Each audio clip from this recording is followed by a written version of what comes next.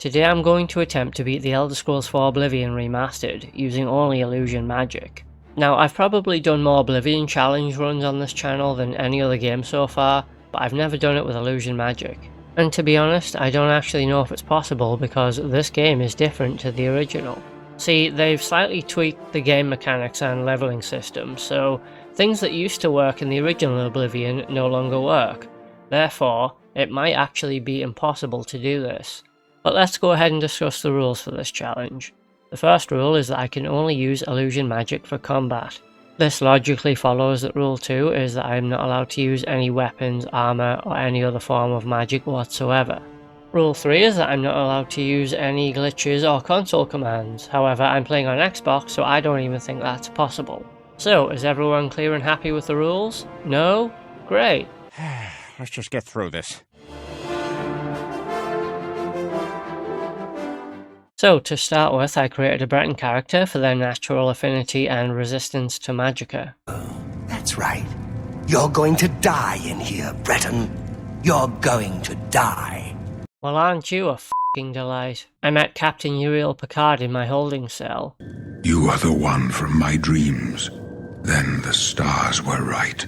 Whoa, coming on a little bit strong there, pal. So initially, there's not really a lot that I can actually do here because I don't have any illusion spells as of yet. Therefore, I'm forced to just kind of run through the sewers past all the enemies. Although I did try and loot everything that I could along the way. I used one of the traps to take down one of the goblins, before running past the rest of the goblins and making it back to Uriel Picard, where I chose my birth sign. I picked the warrior birth sign for the bonus to strength and endurance, and then headed through the rest of the sewers with the Emperor and his cohort. Damn it! The gate is barred from the other side! A trap! It's a trap! An assassin appeared and murdered the Emperor. God damn, that's satisfying to watch. Wait, what the f***? He just disappeared from reality. You know, as strange as it sounds, I'm actually glad that Oblivion still has these bugs. I created a custom class with magic as my specialization. I chose strength and endurance as my favourite attributes because I want that extra health bonus. I then distributed the rest of the skills across things that I can't accidentally use, or might use passively like athletics or sneak. And finally, with nothing else to do, I grabbed the key from Boris, ran past all of the enemies, and escaped the sewers. Upon leaving the sewers, the very first thing that I did was head to the Imperial City to sell all of the junk equipment that I'd collected. After that, I headed to the Mages Guild and joined them, so that I could help myself to all of the free alchemy equipment. I was then able to sell it all back to them for a huge profit. And once I had enough money together, I bought a moonlight spell and started engaging in what is commonly known as power leveling. Inside the relative safety of the Bravil Mages Guild, I was able to repeatedly cast this illusion spell, and then use the wait command when I was out of magicka, and then repeat this process. This game's still so f***ing broken, and I'm here for it. Do not change a thing. I continued this process until I hit level 2, where I distributed my points between strength, endurance, and intelligence. I then purchased a chameleon spell because it was more powerful and would allow me to level up my illusion even quicker. I then repeated this process of repeatedly casting the spell and then using the wait command. 2,000 years later. Eventually I was able to max out my illusion skill, and this gave me access to the best spells. I then bought the Touch of Rage, Grasp of Terror, Paralysis, and Spectral Form spells. I then headed to Waynon Priory to speak to Brother Joffrey and deliver the Amulet of Kings. How did you get this? What do you know of the Emperor's death? He instructed me that I should head to Kvatch in order to try and find Brother Martin. Go and see for yourself. Kvatch is a smoking ruin. We're all that's left. Do you understand me? Everyone else is dead! And the Oscar goes to... Heading inside the Oblivion Gate, I met Ellen Vonus, who I normally take with me through this gate. However, this time I don't think I need him. In fact, he might be a hindrance. And so I began to test out my illusion spells on the scamps. I used the Touch of Fear spell, and that seemed to work. I also used Paralysis. That worked too. Now, it's worth mentioning that nothing has to be necessarily killed inside this Oblivion Gate. However, these illusion spells will come in handy at keeping me alive. I used an invisibility spell to successfully pickpocket the sigil key from the sigil gatekeeper. You should not be here, mortal! We don't take kindly to your types in here. Once I had the key, I headed back outside and... holy f***. Well, that was unexpected. Still, it helps me all the same. So now I can just run past all of the enemies to make it up to the sigil stone. I can use my spectral form spell if I need to. And because no one can see me, I simply grabbed the sigil stone and got the hell out of there.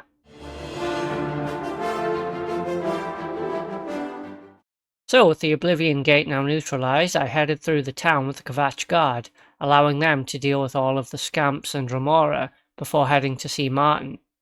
I convinced him to follow me back to Waynon Priory, where we were immediately attacked by the Mythic Dawn. I don't necessarily have to help here because Martin is an invincible ally.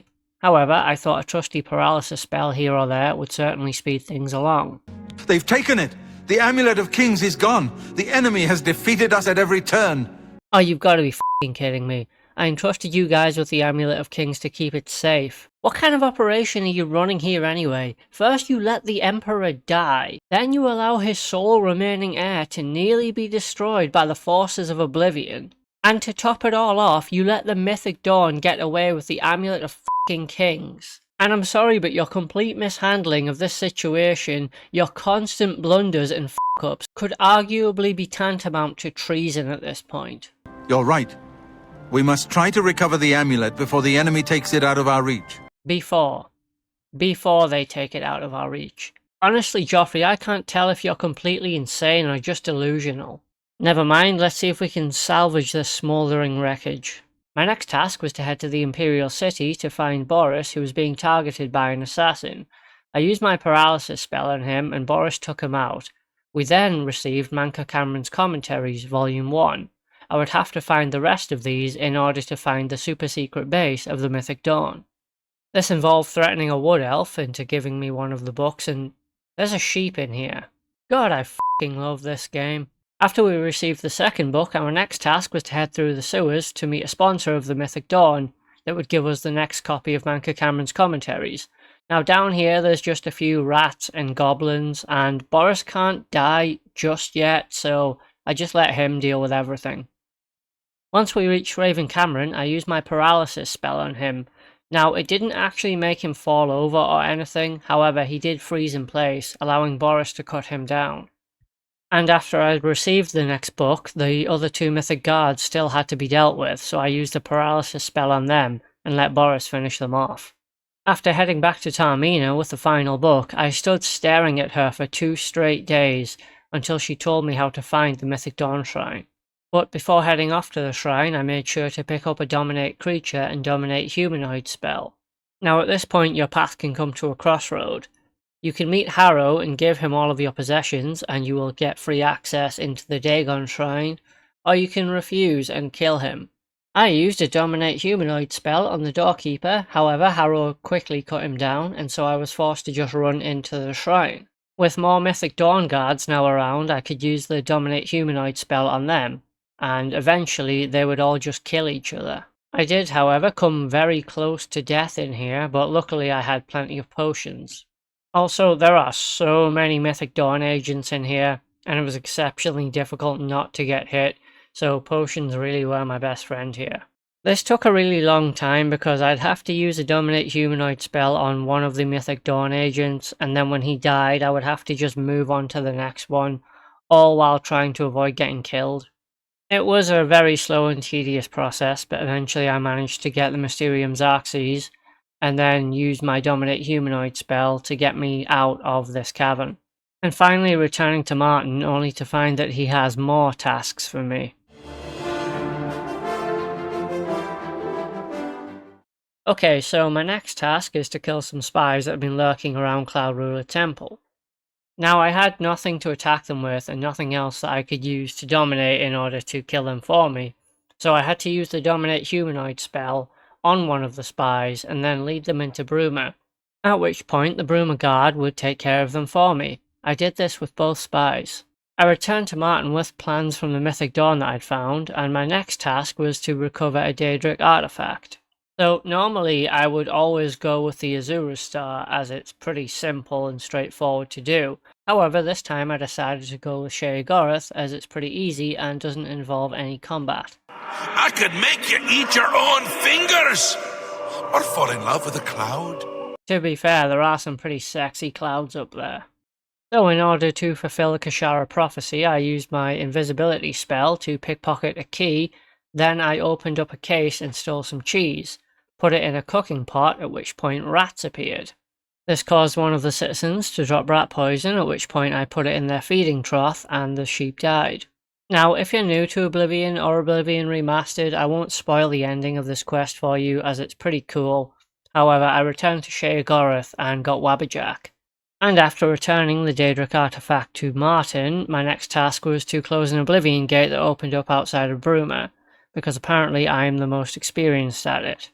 But I gotta be totally honest here, there isn't really much to say about this gate because I have the Bruma guard with me. The captain is an invincible ally and therefore he cannot be killed, only knocked out. He's an absolute powerhouse and can just destroy absolutely everything.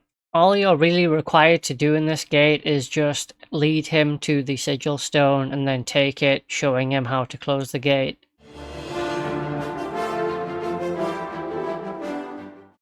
Upon returning to Martin, there are actually 2 items in this room that I haven't yet acquired.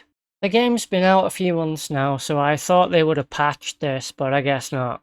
So, at this point in the story, I am required to head to a tomb called Sanctor in order to retrieve the armour of Tiber Septim. In order to do this, I first must break the curse of the undead blade so that they will open the way for me. I managed to take down the first undead blade by luring him to an arrow trap, but I thought the rest could be quite problematic. You see, I can actually use Dominate Creature on the ghosts and the undead blades. The problem is the power scale is way off. You see, the ghosts are not strong enough to deal with the undead blades, and should I dominate the undead blade, he will just kill all the ghosts, and then I will be stuck with just him. So instead of killing Warden Castaff, I decided to pick the lock and then run through past all of the ghosts to find the next undead blade. I then lured him to Warden Castaff and used my Dominate Creature on him, hoping he could take them down for me. I was wrong. Not to worry though, because as it turns out, I can use a Dominate Creature spell on the undead blades, at which point they will follow me all the way back to the start of Sanctor. And by doing this, I was able to successfully lure them all to the arrow traps and watch them all die. And finally, with the last undead blade defeated, I was able to make it through and recover the armour of Tiber Septim.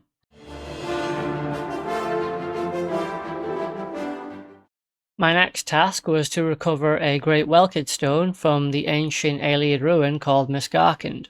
I'm sorry, but is Harrison Ford busy or something? Surely Indiana Jones would be better at this than me. Inside of Sanctor, there are zombies, goblins, and skeletons.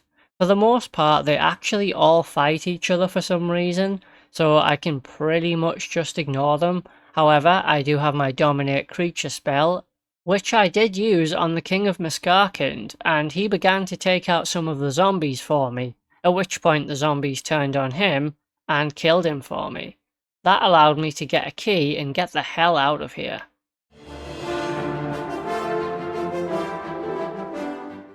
Returning to Martin once again with the Sigil Stone, he had one more item for his ritual. He wanted a Great Sigil Stone.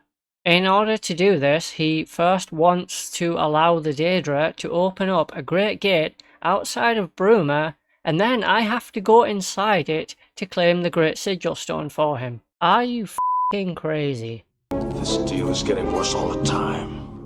Okay, so before I did this, I would have to sell all of the junk equipment I collected so far. I then stood in wait while 3 Oblivion gates opened up outside. What's he doing? I think you and that Oblivion gate need to get a room, pal. Sorry, where was I? Oh yes, waiting for the Great Gate to open. So this Oblivion gate is an interesting one because fighting isn't really encouraged. You see, you actually have a time limit to get through this gate before Martin dies and you fail the quest. And with this being a wondrous open world game, you don't even have to go the way the developers intended. I skipped past most of this gate by making my way around the geometry. and I've even seen people skip this gate entirely with a high enough acrobatic skill. I, however, didn't have to do this because I have a spectral form spell that makes me invisible, therefore I could just get through this gate without any of the enemies seeing me. This is an illusion challenge after all. I did take a few hits at some point, but nothing really too major. I could just keep turning invisible, sneaking past all the enemies, and getting the Great Sigil Stone. And with that out of the way, I went to buy as many potions as I could get my hands on for Mankar Camoran's Paradise. See, I anticipated that Mankar Camoran's Paradise would be difficult, and it did not disappoint. So, the Savage Garden is filled with Clanfear and Scamps as well as Ascended Mortals. However, these can all be bypassed fairly easily. I met Darth Maul and used a Dominate spell on him, hoping he would be killed by the creatures of the garden. He was not. I then tried to pickpocket the bands of the Chosen from him, but this did not work either. So I was forced to reload and decided to serve him, freeing Anaxes and then using the Dominate spell on him.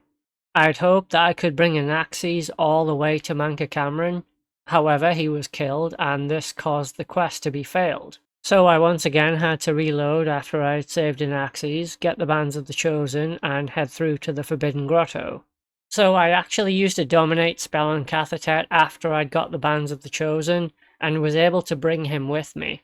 He started killing enemies for me, which was really useful, but I decided to just run away and meet up with Eldamil, who told me that he could help me get to Mankar Camoran. Part of his plan was to put me in a cage and lower me into a lake of fire. Thankfully, however, this was all a trick, and I met up with Eldamil later and we proceeded forward to Mankar Camoran. And what can I say about this fight except holy f***.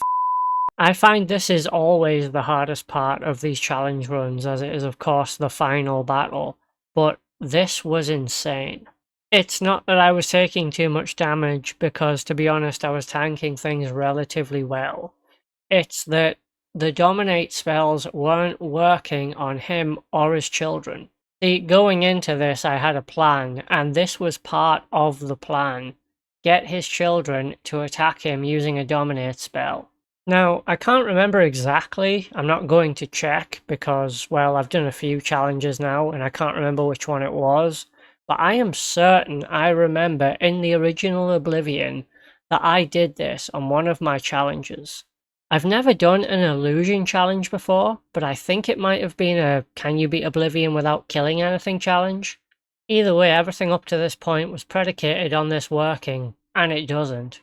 And so it was at this point, guys, that after many attempts I had to concede defeat and did not beat the Elder Scrolls 4 Oblivion Remastered without you. No, I'm joking. Dominate creature works on his summons. Okay then, now we have a plan. I found that I could use the Dominate creature spell on his summoned Flame Atronox, at which point it would turn on him and attack him. All I had to do was stay alive. So to be honest, I really hadn't anticipated ever having to actually do this. My plan had just been to use the spell on his children, but I was just glad that something was working. Then it was simply a case of patience and waiting, trying to stay alive, while his Atronox took him down. But it was actually Raven Camoran who got the final blow here. He'd been aiming at me, but Mankar got in the way. Okay, so finally Mankar Camoran's dead, and I have the Amulet of Kings. So now there's nothing left to do but take Martin to the Temple of the One, light the dragon fires, and beat the Elder Scrolls 4 Oblivion Remastered using only illusion magic. So first of all, I'd like to say a huge thank you to the 3 of you still watching. This challenge wasn't as difficult as I expected, although it was a lot of fun to use a school of magic that I wouldn't ever actually use. And this is my second remastered run. It kind of makes me feel like I want to try something on very hard difficulty just to see how it compares to the hardest difficulty on the original Oblivion. But while I was doing this challenge, I came across an idea for another Oblivion challenge, so I'm going to do that one first and then try something on the very hard difficulty. And finally, I'd just like to thank you all so much for watching today. Please like, subscribe and all that good stuff. Leave any comments if you do have any. And I will see you guys next time. Take care.